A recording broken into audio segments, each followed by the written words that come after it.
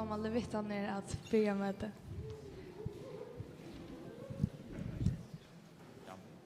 Tack för det. Tack för det, Sigrun. Och välkommen åter hit. Yeah. First off, if you are an English speaker here, please know that we have English translation available. There are headsets in the hallway. If you wish to hear super impressive translation. Ja, Anna. Ja, bønnerummet til Østene åpe.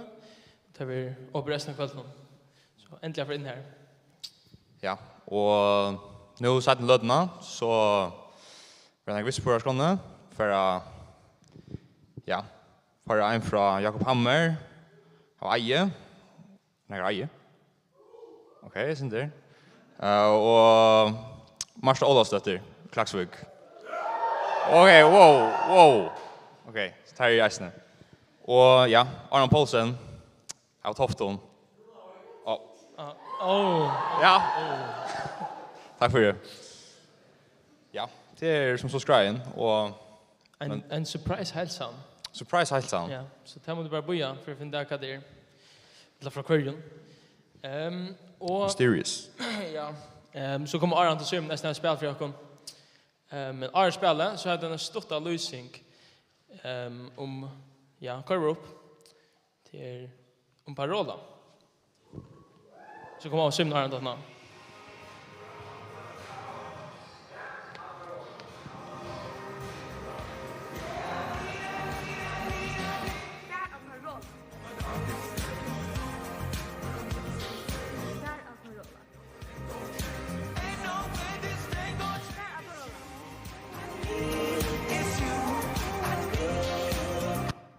Parola.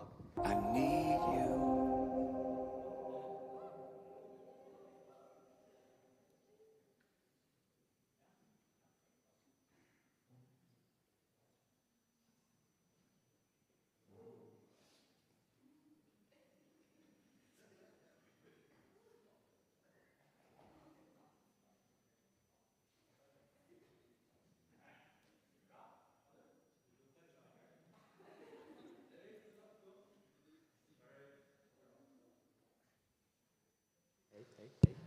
Hey, Tit. Yes. Er det fresh?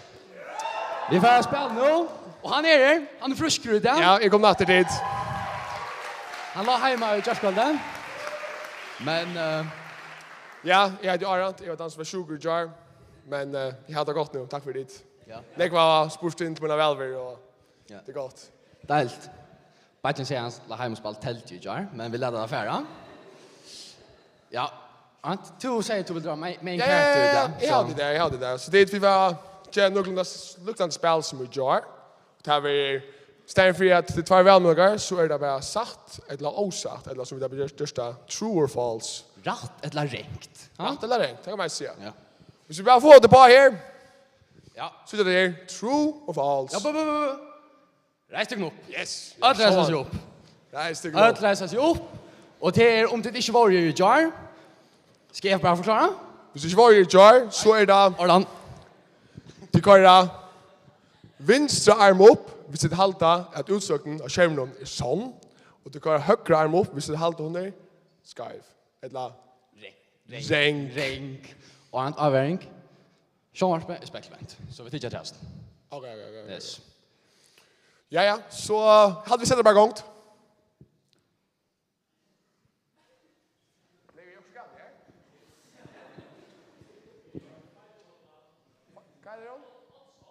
Odds on? Ja. Odds on. Hva er det odds on feilkoda? Ja. Okej, det som har hänt, det är åren vi hade ett odds on. Om att jag ska se ge 3 big booms. Så jag brukar för hjälp för jag spelar ska rycka så jag brukar för 3 big booms. Är det klar? Allt är klar. För jag spelar ska jag så ser vi boom, boom, boom. Allt natter. Vi klarar. Det har sett gongt.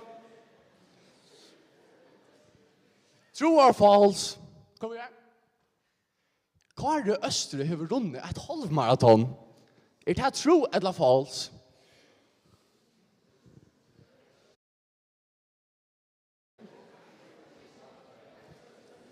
Ja, og det Det false. falskt. Så att man ska inte se att det går ner. Her minutt. Her får Nick. Här får jag allvarliga nek. Jag har inte kommit och här.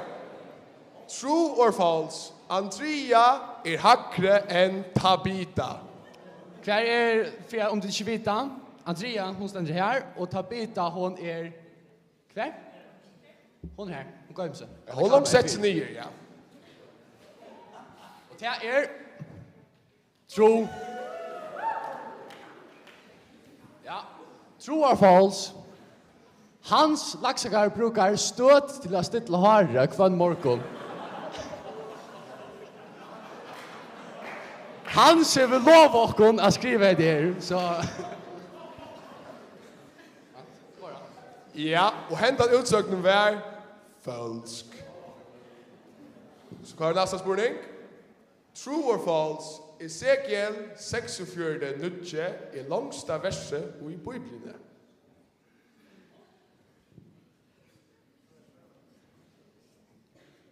det false. Jag halte det stå i Ester, hon visste det. Ester 8 nutje. Yes. True or false? Ta big var flere folk i Høyvøk enn i Klaksvøk. Hej. Känner du va? Känner du? Och till yes. Sjálvande. Ja. Yes. Hesen vann Wimbledon 2024 i tennis. Och till han som ständer 18 för jobbet.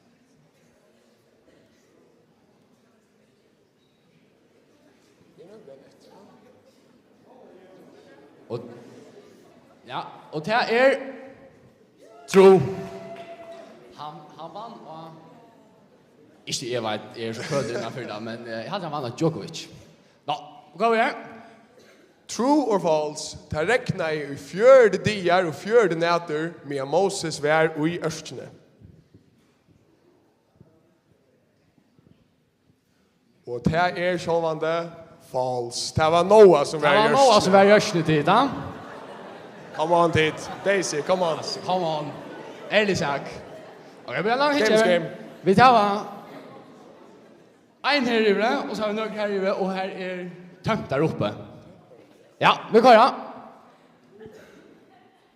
Kan du kjøpe en Queen Burger i Burger King? Banger spurning. Ja, fantastisk. Godt å fanne på han. Og det false. Tyvärr. True or false? Ta big var flere folk i Tyskland enn i England.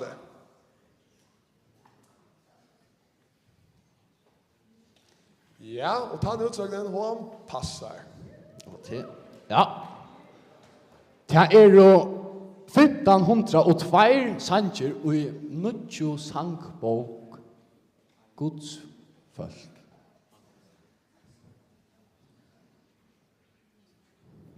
Det false. Det 1504. Kom on, ha? Nu det en, 8 folk. Ja, hvordan er det? Vi er så bare nu. Ja, nutje. 4. Ja, vi går da. Lukka vi tar ikke gå til annet. Ja. Eivor hever flere enn 400.000 månedlige lustar av Spotify. Er dette sant eller avsatt?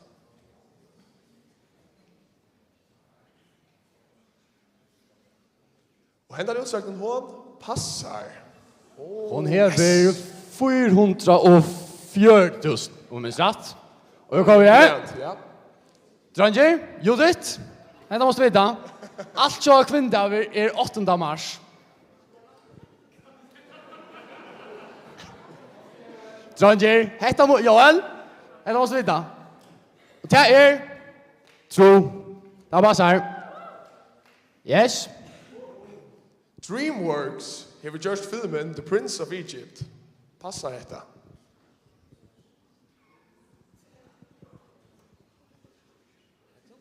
Ja, och hämtar utsökning hon passar. Och passar. Okej. Vi tar va. Ett och fyra. Här är fyra. Fyra folk efter. Ja, vi går då. Nej, vi har nu så att vi skaft. Okej, vi droppar Era motortun. Nej, fär. Färger och Ja. motortunna. Färger och motortunna. Nej, färger och motortunna. Kan säga boy att han touchar på honom. Det skiljer Super harmstedig. Och helt. Jo, det är inte för lite att hjälpa mig. Så inte stannar bra. Du ska alla arm upp nu. Arm Kom. upp. Spela hjälpa så jag sa. Hända passar inte. Till fjärde. Yes! För vann. Det var Marcus Johansson. Marcus. Yes. Jag känner ju. Nå. Vi går då. Vi syns ja. Vill du Leo? Vad sitter där? Ja, push nästa spurning. Okej.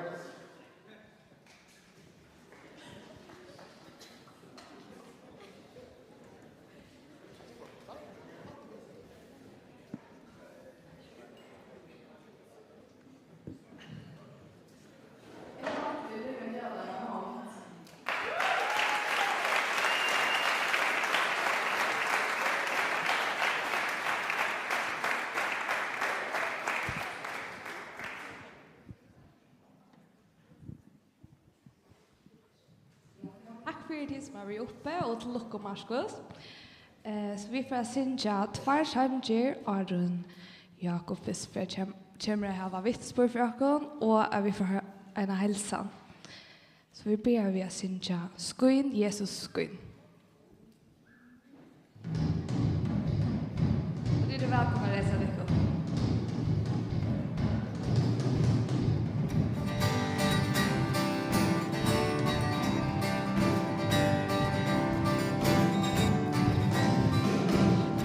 Jesus,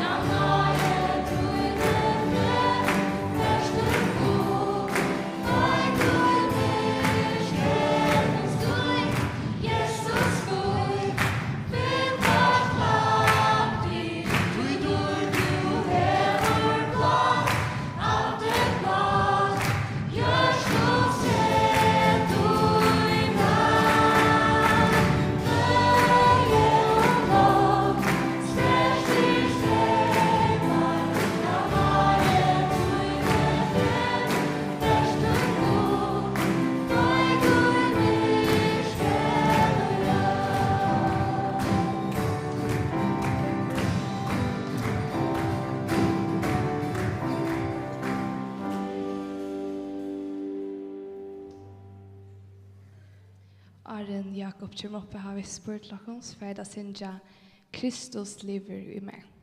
Hetta var temasanken i samflagsstedene.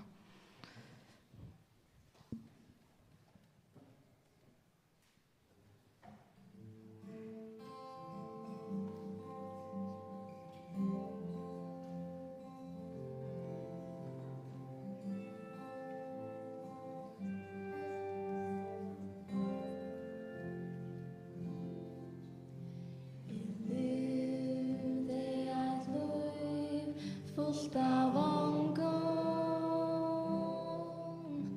ett liv fullt av sorg och plan.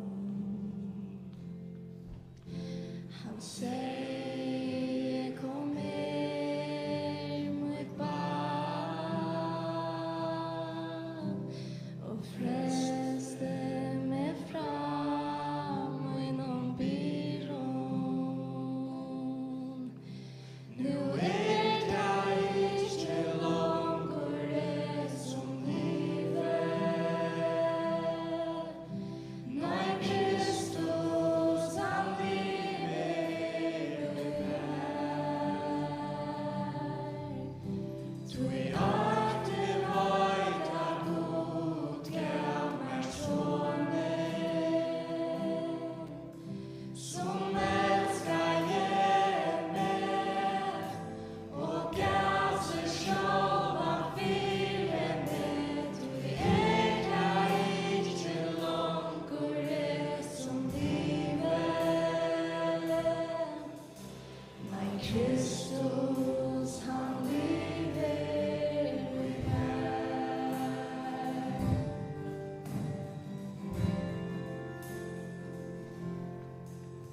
Du nåd är god, kvanna i morgon. En tyst efter kärleken din. Vi blå är hemmer kallren, och den är med ledning nu är det inte längre som livet. Nej, Kristus han lever i mig. Du är alltid vet att Gud gav mig sonen som älskar mig och gav sig själva för mig. Du är det inte längre som livet. Nej, Kristus han lever i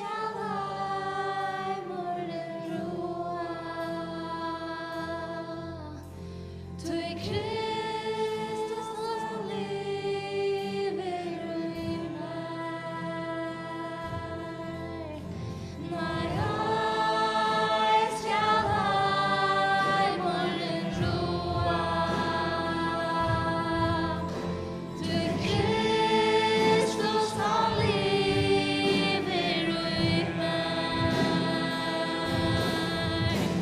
Nej, jag ska ha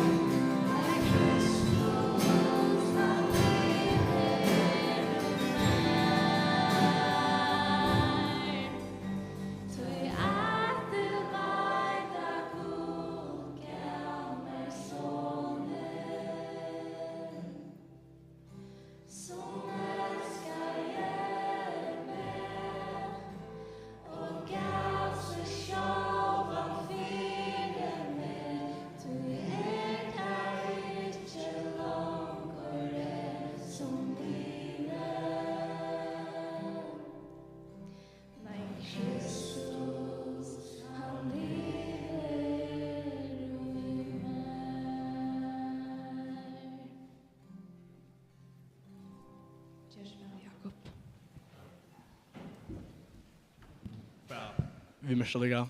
Sorry. Det får väck. Peter. Okej, sorry. Tid som skulle se oss, du måste gärna tagga väl mikrofonen och bara få på ett munnen.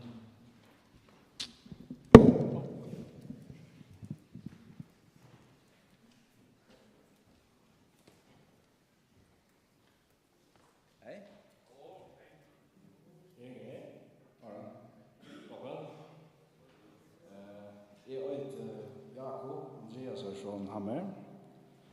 Och jag vill gärna tacka för att jag kan släppa att dela min vitsbord här ikväll.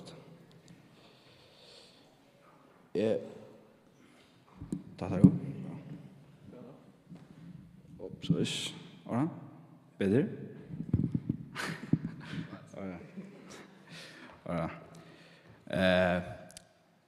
Jag är uppvuxen vi att hörst om Jesus och vad han har gjort för mig och vi gick i söndagsskola och vi har møtt i Østene. Men som 12 år gammal så skilte jeg virkelig til hva han har gjort for meg. Og selv så ble Benjamin begynnende til at jeg har en homing av at jeg ikke har tid til møterrollen. Og til en av nattene så var det av Benjamin og Greta sin tur.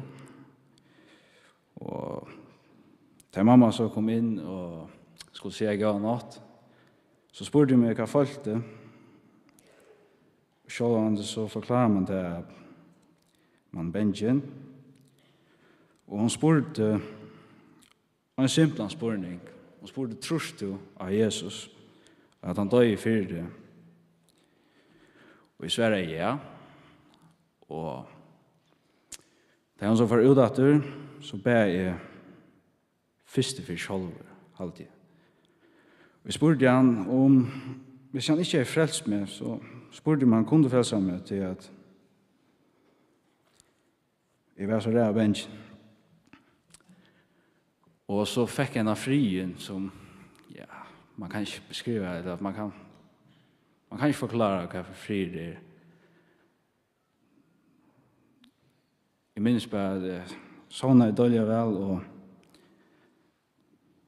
det var fantastisk kjensler i kroppen.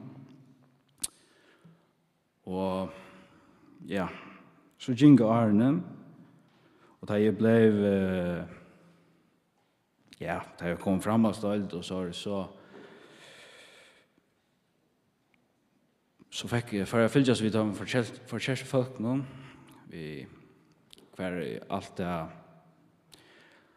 alt ble spennende, mer vi, ja, jeg vet ikke, bare, at hva det gjør, altså snusa og ganske drekka og alt det der. Og jeg fall, jeg ble frøst av. Og det var som så til jeg fall med en gang. Og da jeg så for ur skolen, så får jeg sykla. Og da jeg sylte en av tog,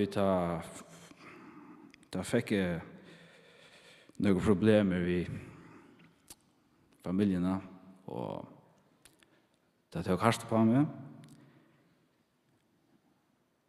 Jeg ville bare være hjemme, og jeg kunne ikke komme sånn utmiddelig folk, og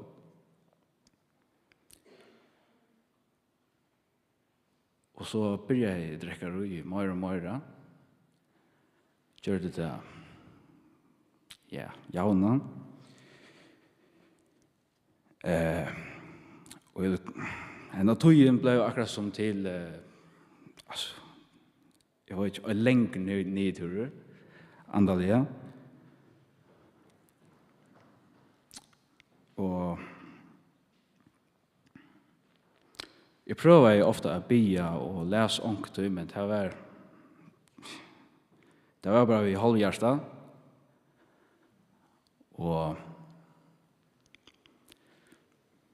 så da jeg var fatten olja lengt ned, da jeg ble Atjan herreløy. Jeg var blevet Atjan. Da minnes jeg at jeg ber en av bød til herren om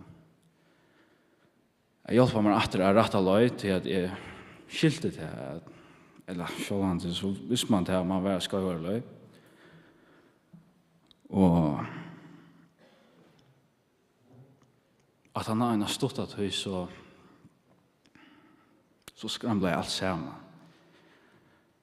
Jeg forstod ikke, jeg mistet korrekortet, og alt gikk bare galt. Men i det så ikke jeg at det var Herren som gjør det. Tog at jeg rakte botten til at jeg finnes nok. Og jeg ville bare si farvel til det livet og vende øye etter. Det er så døpt 8 dager at han har.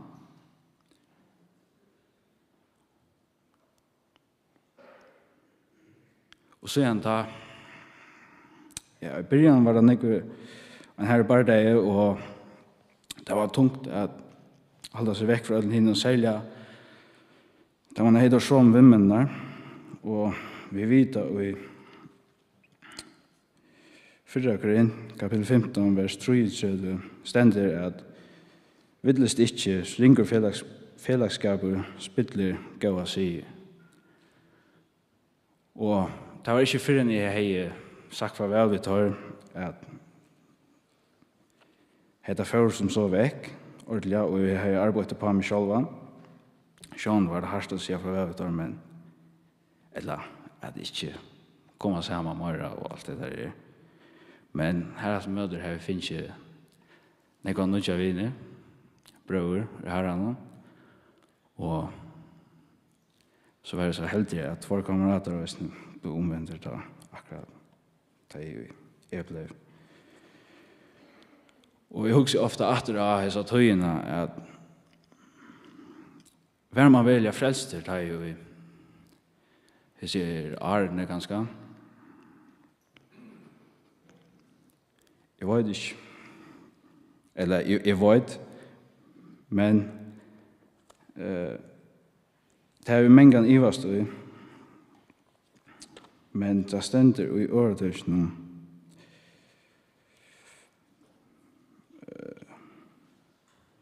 kapittel 16.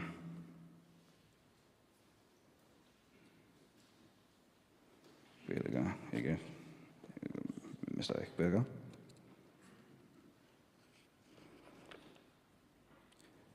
Kapitel 24, vers 16.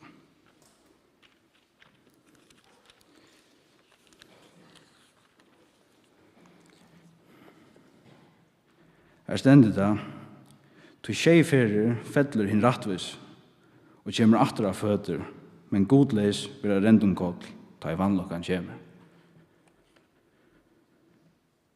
Og hadde det så fantastisk vært, og hadde tala nekkel mun. Og jeg vet at god til å være mer trofaster til at du er sånn suttja nå, etter at jeg tog inn, og så signar man har vært, vi gav folk rundt om seg øysene, og vi nekvar hjelp fra familiene,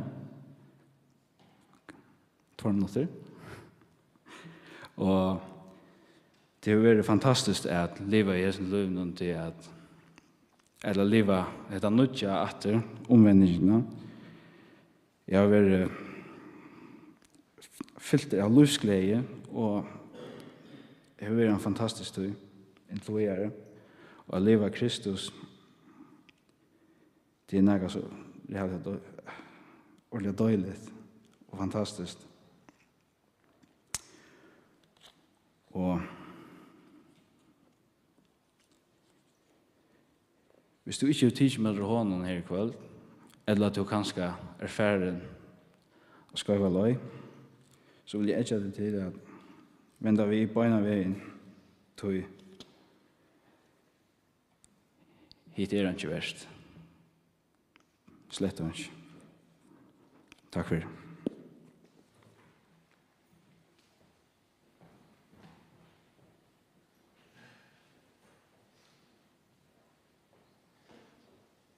Hei, tusen takk for det, Jakob.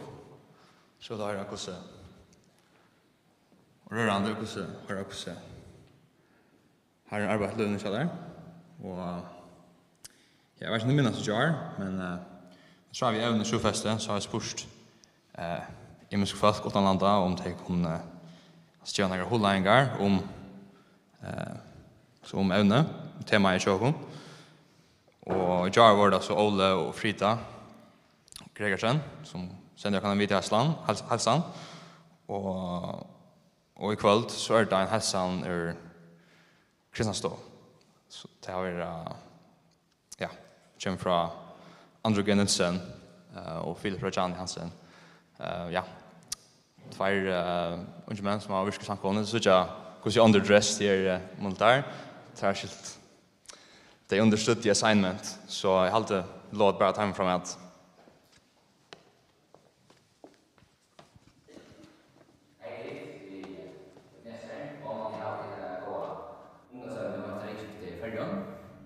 Här är hälsan från København.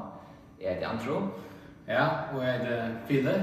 Och vi bara vi läser så nere i Egenka skola i Danmark. Och regelbundet så är det där i Kristianstad, samkomna Kristianstad. Och här är det bara tjänsten nästan. Ja.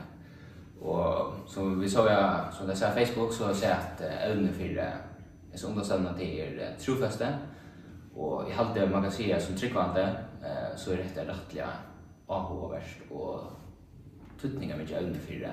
En kan tryckvande att känna och att arbeta på.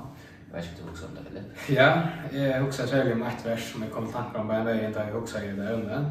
Det är sen det första Johannesbrevet kapitel 8 vers 9.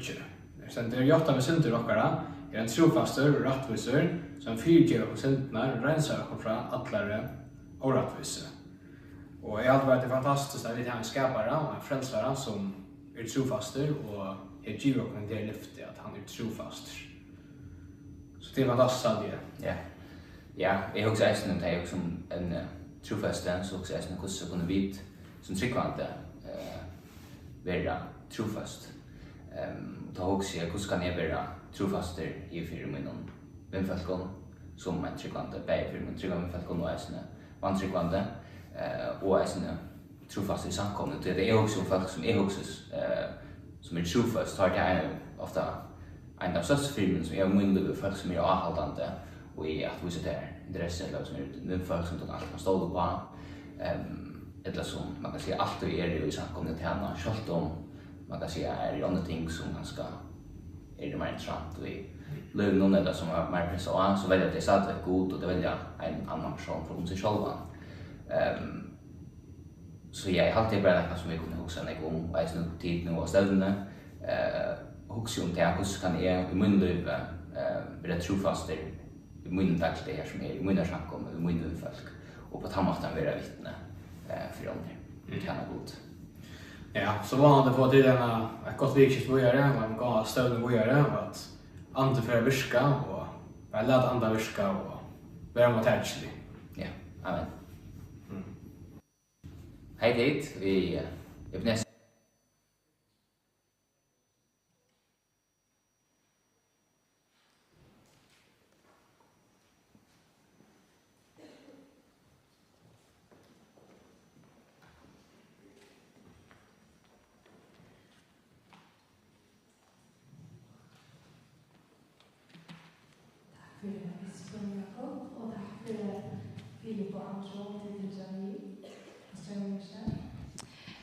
Vi får synja tvär sanger och vi kommer ha vittnesbörd från Marstå och så får det höra solsang från Aron Paulsen.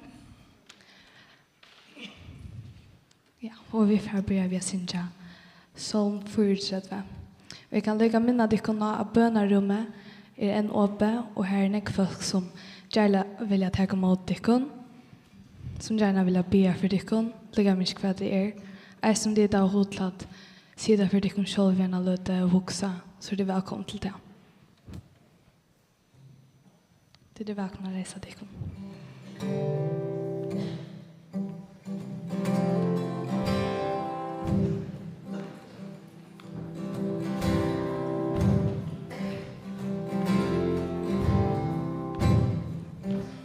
I sought the Lord,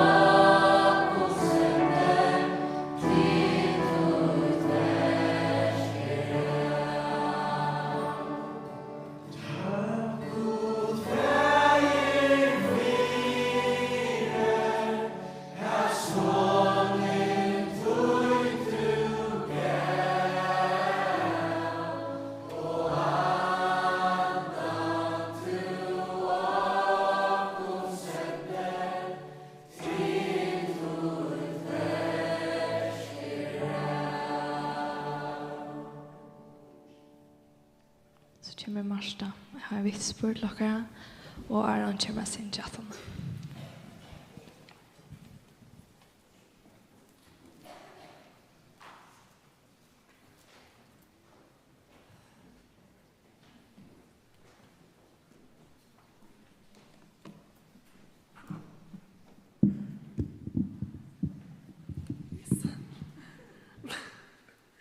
Hej, jag heter Marsta.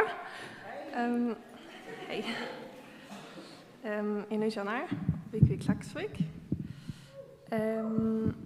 Jag vittnar för Tikkon att jag är en frälste syndare och till bästa Anna är gott. Ja, da jeg var helt liten, da gikk jeg i sundagsskolen, jeg bor i Klagsvik. Men da min foreldre så ble skilt, og vi flyttet til Havnar, da stekket jeg ved at gäng sundagsskola och kyrkje och sånt. Tack inte kyrkje.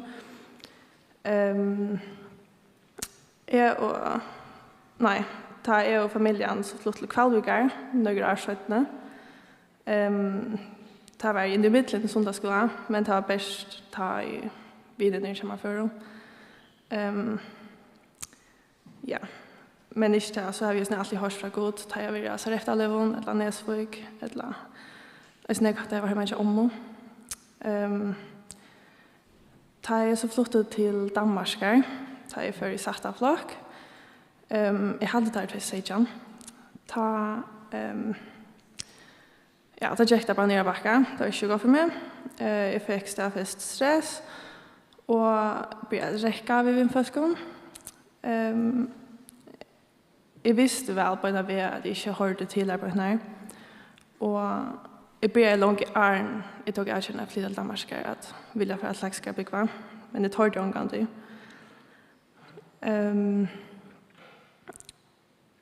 Ja. Jag har ofta tåsat i pappa om att flytta till slags efter. Men det tar det omgång till att ta skrift att flytta. Jag tror att jag alltid har bott av mamma och syskon kommer. Och pappa har cyklar rösten vanligt. Så han är inte ofta hemma. Ja, och i 2021 halvt jag där. Jag var lite nytt där. Tog jag så avgörande att flytta till Laxgar. I första tutsen av flock. Och allt var inte perfekt på den här vägen. Jag drack en nästan kvartsvikskifte. Men så började jag få vänner som inte druckade. Och detta är det blev så vändpunkter till mig. Jag blev bjöd vid och testade ett testkväll. Och jag har alltid 18 att ta för nästan kvar jag för. Ja. Och början så var det mest för vänner och samvärna. Men det bröt så till det antal jag sett nu.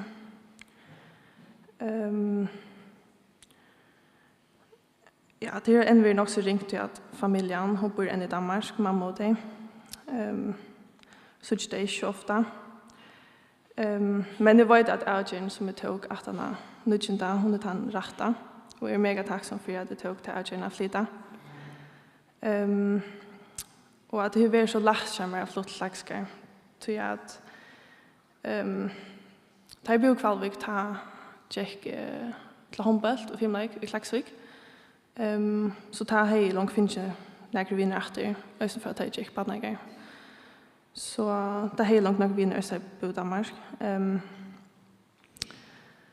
Ja, och detta visar bara att gå till en atlan vid Ötlund och mer. Jag vet att om jag inte var flott slagskar så har jag nog en liv i syndene vid mitt andra att dricka. Av till att jag inte hörde om god i Danmark och ja, man börjar en dräschkultur som man kan säga så. Och i november 2022 tar valde jag att ta med och testa. Och det är mega glad för att jag tog det här. Jag ska också säga att familjen som är kyrkfolk. Så jag är så glad för att jag accepterar att jag döpte mig upp testa. Ja, och för att fest 22 till 24 tar jag så möte nästan kvörsa skulle lära kväll. Ja, och så sen när det kom till Klaxskär så följde jag det eller blev brött nog snägg och det är mer därför. Och det hade jag inte mer område att man huxar för en ungkvärv man är och för en vinon man fylls vi. Vinner så där en jobbsbetrunne eller kör det långt väck från gode. Det är viktigt att man har tryggvand vinner så kommer jag där och uppbygga det antalliga. Det är ringt att klara sig själva i trunne i hemmen i det. I sommar 2040 ta för parola samma vinner knön fast under förjon. Och det var nog snäck på bibeltimmar om dagen. Som alla var mega goda och uppbyggande. Och hända levan har gjort mig nekv andaliga. Och jag bär östene nog snäck försöknes att levna om att det skulle få som geisten natter, liksom man säger. Eller att han andaliga geisten. Och tog en parola var nog så hör. Och jag var slug att hata gode som jag var 18 parola. Men ja, jag kan levna och ta kom hem efter har jag gått vid så tahta gode som är nu. Parola har brutit mitt andaliga liv nekv och det är mega tacksam för det. Och då vill jag svimmela artikeln som har alltid till det att melda det till så kanske det släpper vi om det är kört. Det är alla pengarna i vers och allt tojen som för alla som vet. Och också med en gör det nog snägga parola. Det var att det blir dagligdagen via bia. Som också gör det att det följer ett hatt samband vid gode. Jag omgående vill själva gå till att bia eller så. Men ja, det är så blivit bättre nu så en parola. Och det har hjälpt mig. Och som bara tar mask i skolan så bilturen i början bara ta sig igen. Det har hjälpt mig för, ja. Så läser jag nämna 2 vers.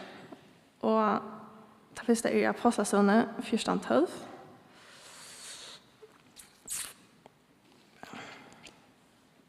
Ja. Og frelsa er ikke i nøkron øron, heller ikke i næka annan navn under himmelen, givet mittel menneske, som vi skulle være frelst vi. Heita verset forteller oss at ingen frelsa og ingen annar vever i til himmels utan jøkken Jesus Krist. Gåa gjerer et la livet et kyrkjelig liv, lær omgang til himmels. Bibelen sier at ingen av oss er noe gåer, selv den beste av oss meknar ikke halda orgods. Ingen kommer til himmels av gåen verskon, og så kan man kanskje si at skulle vi så ikke gå versk. Og jo, det skulle vi. Til gå versk er avvekster av en og nødjon andal av livet. Og du kan ikke gjøre gå av gjerri for å være frelster, men du gjør gå av gjerri ta du er frelster. Og så har vi et annet vers til Jeremias 22:11. Nok kjent vers. Jeg stender, «Tu jeg vet hva de atle, og jeg er hoa vi vidjande tikkun, sier Herren. Friar atlaner, og ikke vannlokk atlaner. Jeg djeva tikkun framtøy og vel. Nå tar jeg Leo av min namn i sommar. Så har vi en oklara framtøy, lika som nok snakk under snøva. Og i vis hva det skal gjøre til neste årene, hva man skal lese til. Men dette verset sier at det ikke vi som skulle betale ikke åker framtid, men til god. God til en atlan vi åker, og vi skulle bare lytte han. Lykke mye hva det hender, så gjør han noen enda framtid. Vi skulle bare være tålen og lytte hans herre gjør. Amen.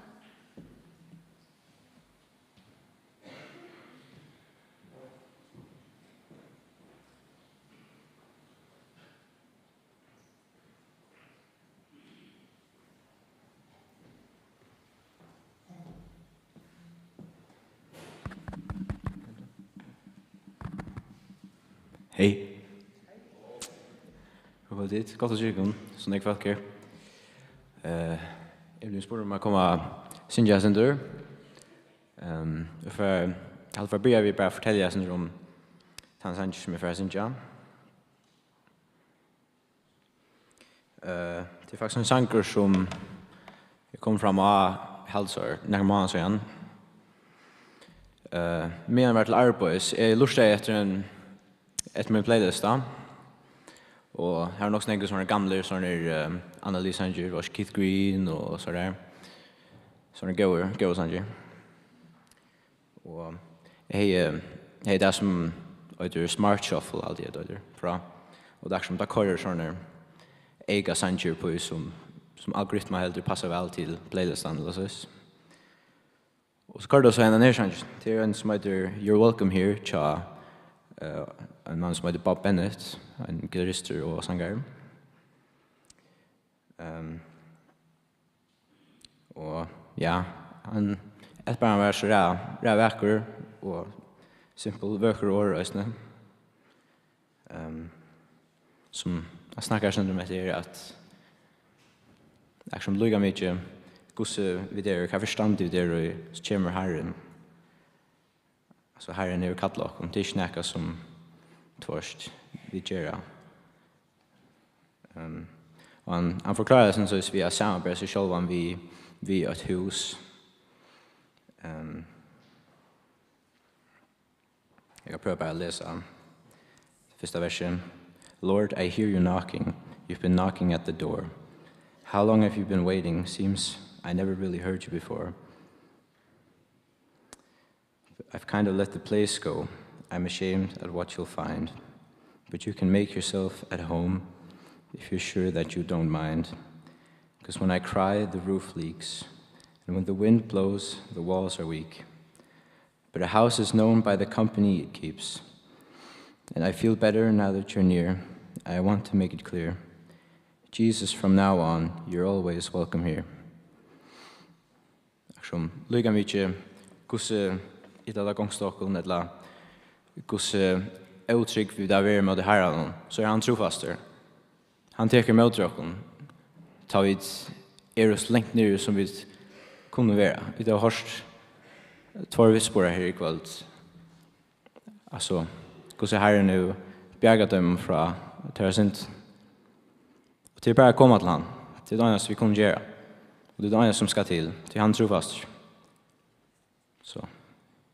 Och så jag ska nämna ett vers Arne för att synja. Så den är sorgarsången kapitel 3. Vers 22. Till nøye herrans at ikke utvid okkom. Hon er ikke opp igjen. Hon er nudsk kvenna i morgon. Stor trofastet hun.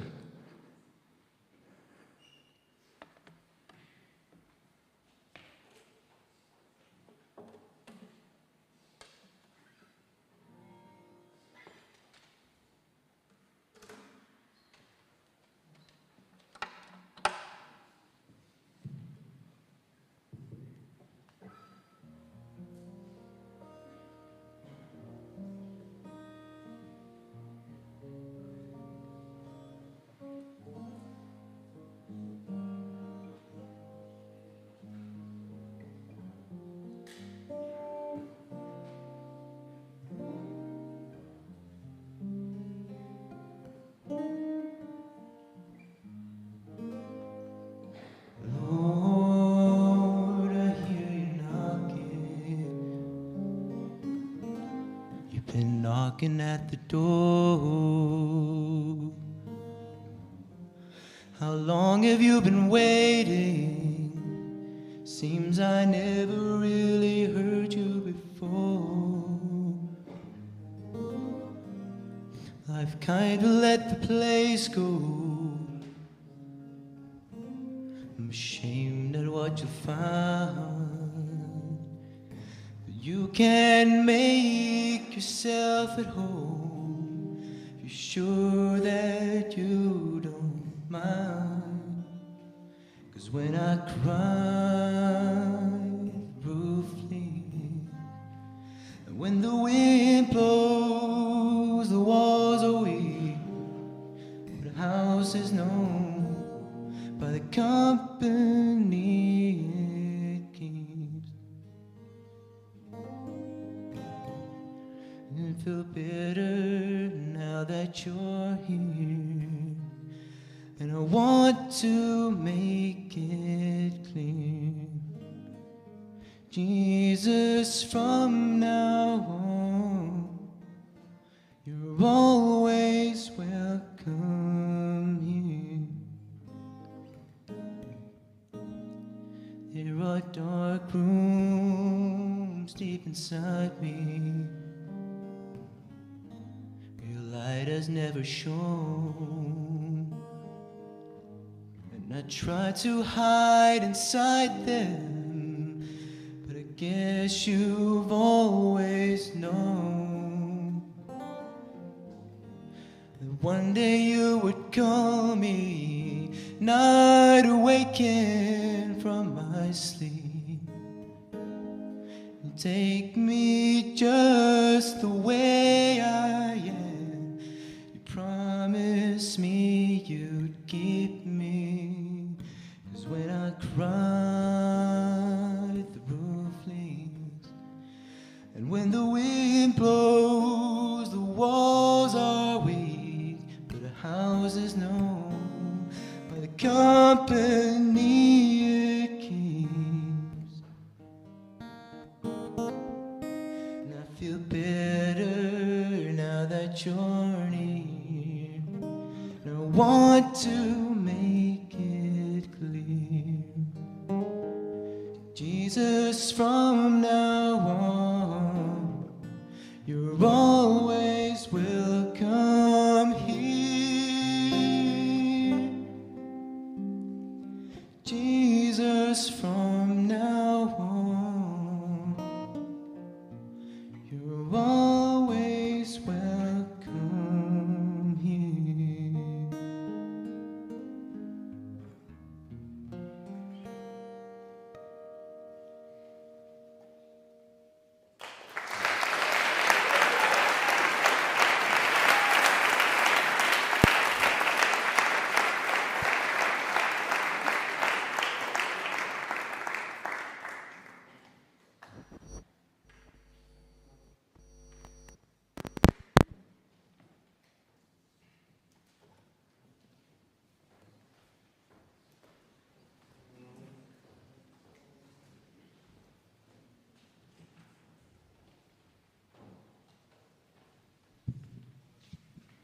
Takk for Marsta, og takk for Aron.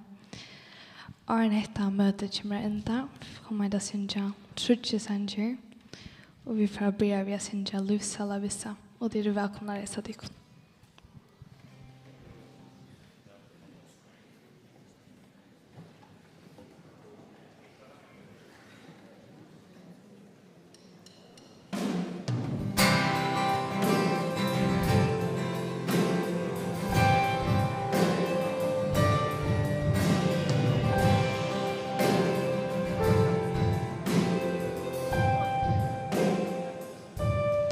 Lusala Vista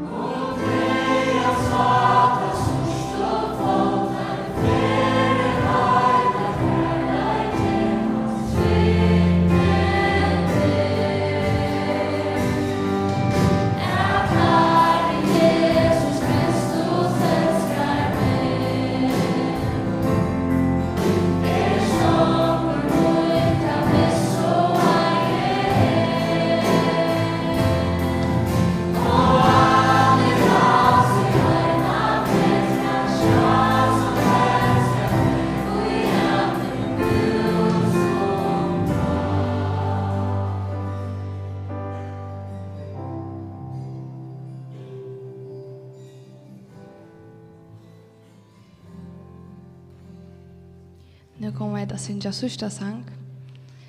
Vi kommer att synja stor ut i en trofeste, som är temasangren för dessa stövna. Og lukka Arn kan jeg minne deg nå at bønarommet enn åpe, og det er åpe i alt kvölde. Og det er velkommen at bruka det, endelig å bruke det. Jeg holder reisende så det kom til den største sangen, kanskje jeg og Tian så frialig, jeg vet ikke om det er ikke det som tid vil, ja. Prøv å huske om årene, prøv faktisk grunn til at det, og vite hva for sannlager litt i husene, hva for lyfter i husene. Ikke bare syng, men også noe skilja hva det er som vi sunge. Så, ja, større trofest.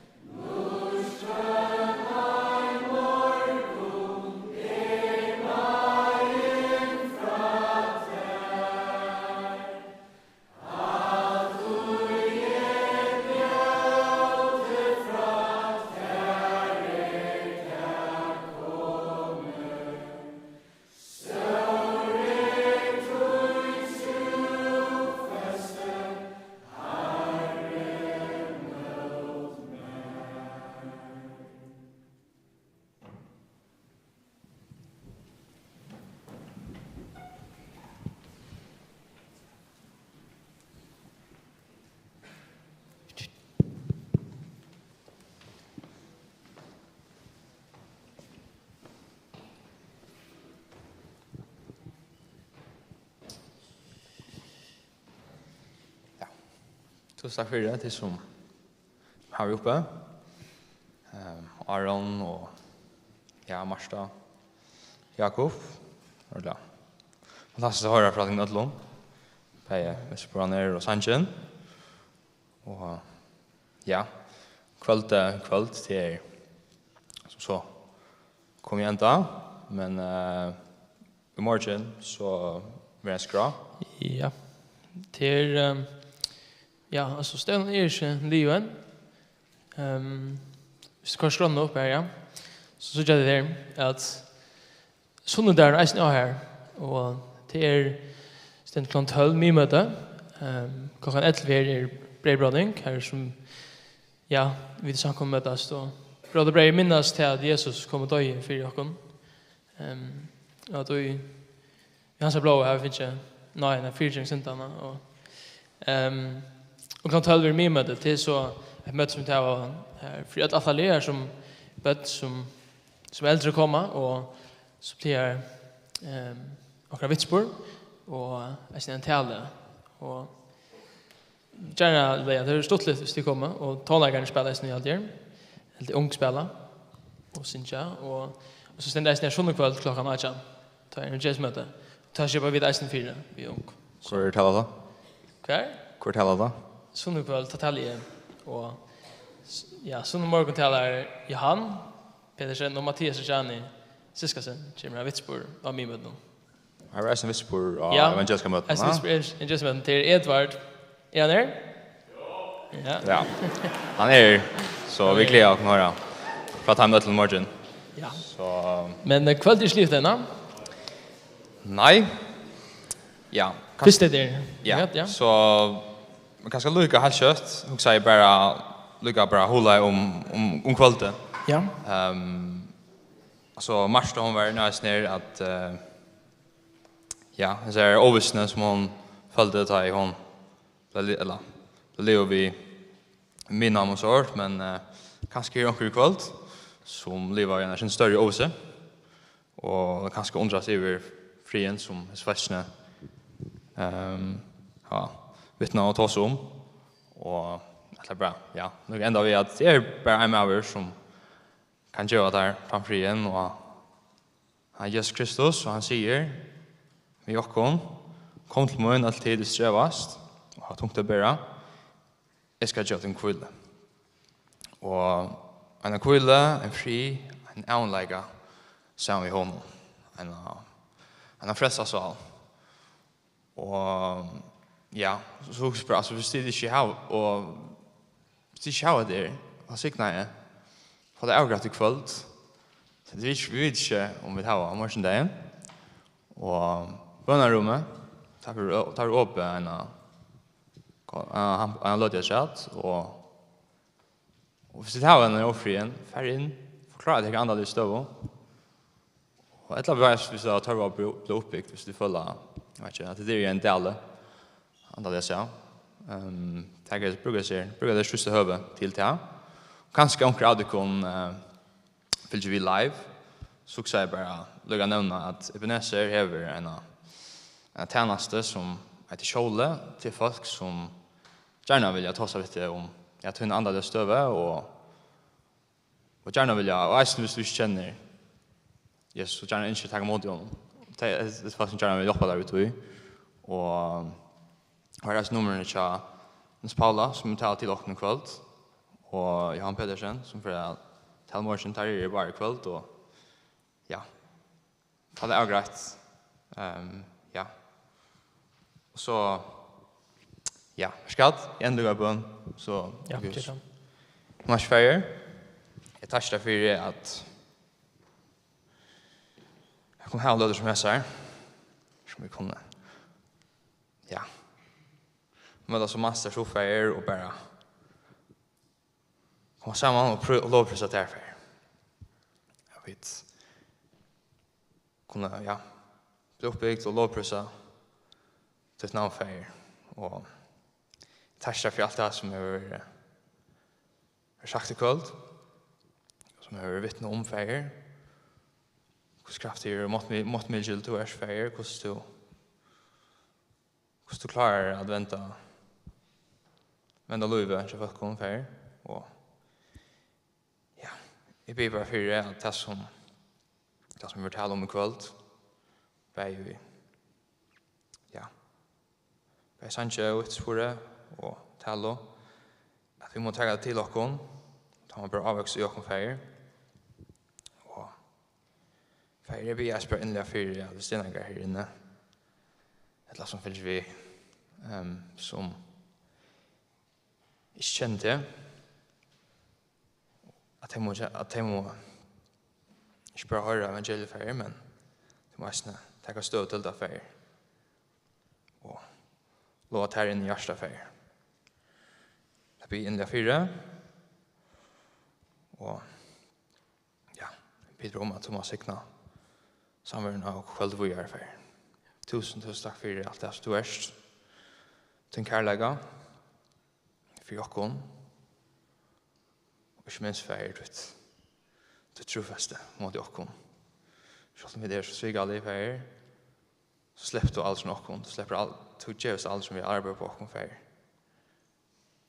takk for det trofeste takk for alt det som du er for jokken vi ber om at Thomas signer kveld vi er til en dør navn Amen ja all right Gat? Det var den skifta. Ja. Alltså PowerPoint. Yep. Det går som en fresh Join och A som är fänger radar. Som menar sana. Ja, wow. Nu är det här. Det. Så här är adressen. Crossley. 5 ja, telefonnummer som är och tja A. Till finna av Google Maps det är bara in vid Grönlandsvägen Kolhuset och huset är så dagshuset men ja, det är över här Bräckne Crossley och parkeringsomstånden är så vanskliga här uppe är nog lite smalt så vi vill måla att det parkeras avsöjes till dömes här att det är in vid Grönlandsvägen ja det kan ja, det är inte så långt gäng heller framåt där det är dalt för gäng så ja kände det att det är jätte välkommen minda jag glömde säga please yes Ja, det var det allt ja. Tack för kvalitet och jag var så gott eller jag vet.